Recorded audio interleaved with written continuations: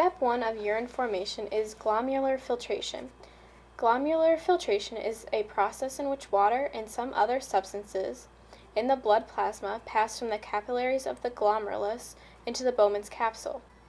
Very small molecules, such as water, electrolytes, glucose, fatty acids, and vitamins, can pass through the filtration membrane into the Bowman's capsule. Some substances are retained in the bloodstream because they are bound to plasma proteins that cannot get through the membrane. However, the small fractions that are not bound to plasma protein pass freely through the filtration membrane and appear in the urine. Glomerular filtration must be precisely controlled. If it is too high, fluid flows through renal tubules too rapidly for them to reabsorb the required amount of water and solutes. If it is too low, fluid flows too slowly through the tubules, and wastes that should be eliminated are reabsorbed into the bloodstream. The second stage of urine formation is tubular reabsorption and secretion. This involves removal and addition of chemicals after glomerular filtrate leaves the Bowman's capsule and enters the renal tubule. The renal tubule is very long, which increases its absorptive surface area. Tubular reabsorption is the process of reclaiming water and other substances for tubular fluid. Sodium reabsorption is the key to everything else. It creates the environment for water and other substances to be reabsorbed. Normally, all glucose in tubular fluid is reabsorbed, and there is none in the urine. Water reabsorption is significant because the amount of water reabsorption is continually regulated by hormones according to the body's state of hydration. The more hydrated the body, the less water is reabsorbed, and vice versa. The kidneys remove about 50% of the urea in the blood, thus keeping its concentration down to a safe level, but not completely clearing the blood of it. Almost all uric acid is first reabsorbed by the renal tubule, but later parts of the nephron secretes it back into the tubular fluid. After water and other substances leave the surface of the renal tubule, they are reabsorbed by the capillaries into the bloodstream. Tubular secretion is the process in which renal tubule extracts chemicals from the capillary's blood and secretes them into the tubular fluid. This process serves two main purposes: waste removal. Urea, uric acid, bile acids, ammonia are secreted into the renal tubule. Tubular secretion clears the blood of pollutants and drugs as well. One reason why so many prescription drugs must be taken 3 to 4 times per day is to maintain the effect of drug concentration in the blood. Tubular secretion of hydrogen and bicarbonate ions serves to regulate the pH of the body's fluids. Third and final stage of urine formation is water conservation. The kidneys are not only responsible for eliminating metabolic waste from the body, but they also prevent excessive water loss. Urine is made mostly of water. It plays a significant role in the entire process of waste elimination.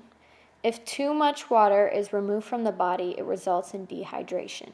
When tubular fluid leaves the renal tubule, it goes to the collecting duct. At this stage, the tubular fluid becomes urine. This results in a significant amount of water being drained into the collecting tubule. The collecting tubule receives tubular fluid from numerous nephrons. As it moves along the collecting tubule, it becomes more and more concentrated. This causes water to be reabsorbed into the bloodstream by the process of osmosis. The relative concentration of the urine depends on the body's state of hydration. For example, if you drink a large volume of water, you will produce a large volume of urine, which is less concentrated. On the other hand, if you are dehydrated, your urine is much more concentrated and the volume is much lower. Urine formation is essential for maintaining homeostasis. Glomerular filtration rate, known as GFR, for all the nephrons in both of the kidneys is approximately 125 milliliters per minute. That means that 125 milliliters of fluid is dissolved, and dissolved substances are filtered out of the blood per minute. The fluid moves into the Bowman's capsule, the first collecting tube of the nephron. Your approximate glomerular filtration rate per day is 180 liters. This would fill about 90 2-liter soda bottles. Water balance is a key part of homeostasis in the body. For example, when water level rises above normal, osmoreceptors notice this increase of water in the blood and send signals via neurons to the hypothalamus, the place of your brain where thirst is triggered. The pituitary gland then releases less ADH, or antidiuretic hormone, or even none at all. Because of this, kidneys absorb less water and you produce large volumes of diluted urine. However, when water level is less than normal, osmoreceptors notice this lack of water in the blood as well and send signals via neurons to the hypothalamus. The hypothalamus then will send messages to the pituitary to release more ADH. ADH travels in the blood to kidneys where more water would then be reabsorbed through the nephron, and this would create water balance in the body. After completing a 3-mile run without drinking any water, your ADH levels would be higher, since ADH retains water. Since you haven't drank any water during this run, your body would be trying to save as much water as it could to keep you from dehydrating. ADH is a negative feedback loop because as levels of water in the blood falls, the amount of ADH rises. However, as the level of water in the blood rises, the amount of ADH falls.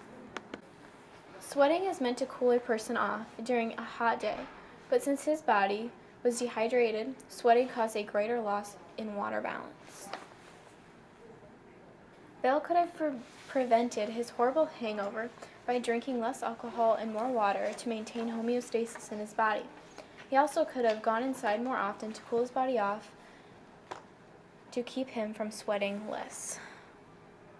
Diuretics encourage the release of built-up water in the body, which may get rid of too much fluid and result in an electrolyte imbalance, which could leave you dehydrated if you weren't being careful about their use.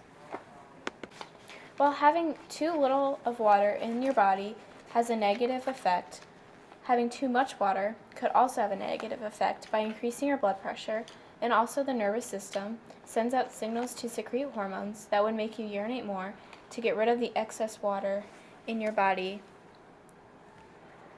When there is a shortage of water in the body, the cells would shrink because they're hypertonic, where the solute is higher outside and water leaves the cell via osmosis. If there is a lack of water, it would cause damage, since water is a medium where chemical reactions occur in the body. If there's no place for this, cells wouldn't be able to function. This would cause cells to work harder and eventually fatigue.